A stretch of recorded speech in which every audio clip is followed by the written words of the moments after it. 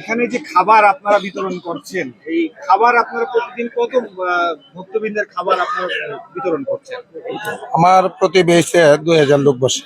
বেবুল হিসাব হ্যাঁ, যে এই হিসাব আনুমানিক দেওয়া সম্ভব না, ভক্তের সংখ্যা অনেক। আনুমানিক আপনি তো এখানে খাবার বিতরণ করেন, আপনি তো বুঝতে প্রায় পারছেন 10 লক্ষ লোকের মতো এই মাঠে খাবার খাই।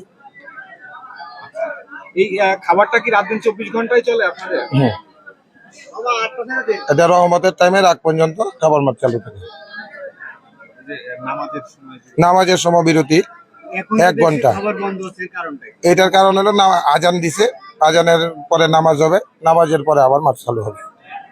মানে ভিতরে যেভাবে পরিচালিত হয় একই একই নিয়মে ওইখানে যেভাবে পরিচালিত হয় ভিতর বাড়ি ঠিক আর ওইটা একই same নিয়মে category। আমাদের খাবারটা পরিবেশিত হয়। প্রতি নামাজের সময় খাবার বন্ধ থাকে, নামাজ শেষ যখন ওখানে খাবার পরিবেশন শুরু হয় আমরা এখানে ঠিক একইভাবে খাবার পরিবেশন করি।